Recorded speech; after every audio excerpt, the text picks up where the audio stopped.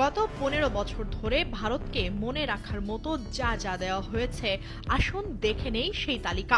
নামমাত্র শুল্কের ট্রানজিট দেওয়া হয়েছে, চট্টগ্রাম ও মংলা বন্দর ব্যবহারের অনুমতি, তিস্তার পানি না পেলেও দেয়া হয়েছে ফেনী নদীর পানি, শত শত কোটি টাকার ক্ষতি করে মোদি বন্ধু আদানির কাছ থেকে করা হয়েছে বিদ্যুৎ আমদানি। বাংলাদেশকে ভারতের তৃতীয় সর্বোচ্চ রেমিট্যান্স আহরণের উৎস বানানো হয়েছে।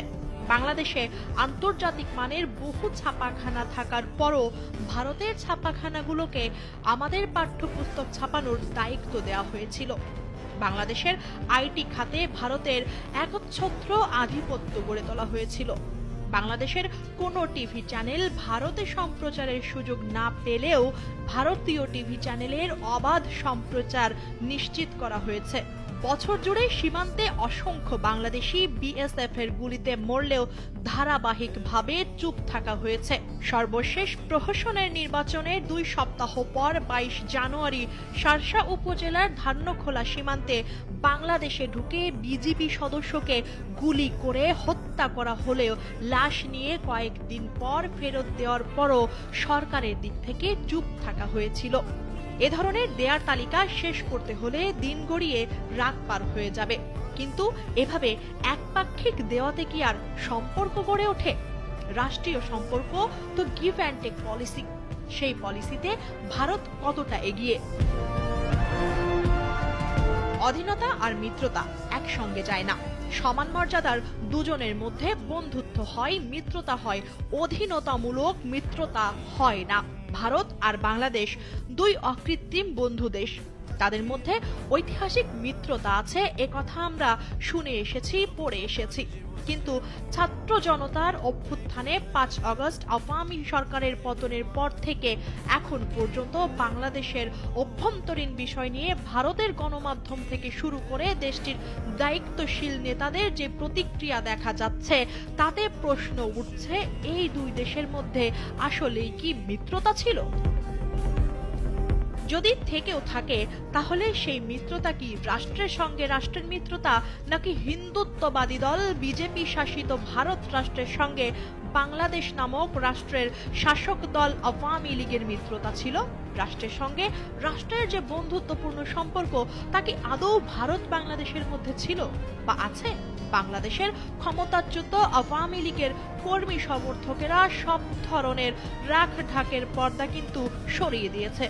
ভারতের বিজেপি সরকার তো বটেই, পশ্চিমবঙ্গের ক্ষমতাসীন তৃণমূল কংগ্রেস নেত্রী মমতা বন্দ্যোপাধ্যায় সহ দেশটির বিজেপি বিরোধী নেতারাও বুঝিয়ে দিয়েছেন, তারা অধীনতামূলক মিত্রতা নীতির নিরিখেই বাংলাদেশকে দেখেন।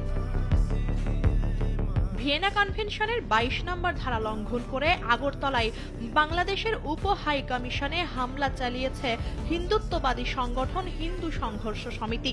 মুম্বাইয়ে বাংলাদেশের উপ হাই কমিশনের কাছাকাছি বিশ্ব হিন্দু পরিষদের আয়োজন কয়েকশো লোক বিক্ষোভ করেছেন। বাংলাদেশিদের ত্রিপুরা রাজ্যের কোনো হোটেলে থাকতে দেওয়া হবে না বলে ঘোষণা দিয়েছে all Tripura hotel and restaurants owner association. অথচ আওয়ামী লীগ যতদিন ক্ষমতায় ছিল, ততদিন দলটির নেতাদের ভাষ্য শুনে বিশ্বাস করে এসেছি এবং এখনো এটাই বিশ্বাস করতে চাই, ভারত আমাদের অকৃত্রিম বন্ধু।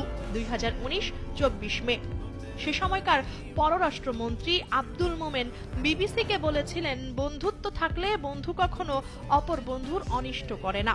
ভারত সরকার আমাদের বন্ধু, আমাদের কোনো অনিষ্ট করবে বলে মনে করি না। সাল 2022 আগস্ট 21 সেই একই ব্যক্তি বলেছিলেন, আমি ভারতে গিয়ে বলেছি শেখ হাসিনাকে টিকিয়ে রাখতে হবে। এই নেতারা কখনো বলেছেন ভারতের সঙ্গে আমাদের রক্তের সম্পর্ক, আবার কখনো বলেছেন ভারতের সঙ্গে বাংলাদেশের স্বামী স্ত্রীর সম্পর্ক। 2018 সালের মে মাসে সে সময়কার প্রধানমন্ত্রী শেখ হাসিনা বলেছিলেন, আমরা ভারতকে যেটা দিয়েছি তারা তা সারা জীবন মনে রাখবে। দৃঢ়ভাবে প্রতিষ্ঠিত জনধারণা হলো শেখ হাসিনার পতনকে ভারত ভালোভাবে নেয়নি। খারাপভাবে নিয়েছে, কিন্তু সেই খারাপভাবে নেওয়ার মাত্রা যে কতখানি গভীর তা প্রতিনিয়ত স্পষ্ট হচ্ছে। শেখ হাসিনাকে দিল্লি আশ্রয় দেওয়ার মধ্য দিয়ে জানিয়ে দিয়েছে শেখ হাসিনা দিল্লির মিত্র। এরপর তারা বাংলাদেশিদের ভিসা বন্ধ করার মধ্য দিয়ে গোস্বা প্রকাশ করেছে। এরপর আমদানি রপ্তানি সীমিত করেছে। তারপর সংখ্যালঘু ইস্যুতে একের পর এক উদ্বেগ, উৎকণ্ঠা, ক্ষোভ ইত্যাদি তো প্রকাশ করেই যাচ্ছে।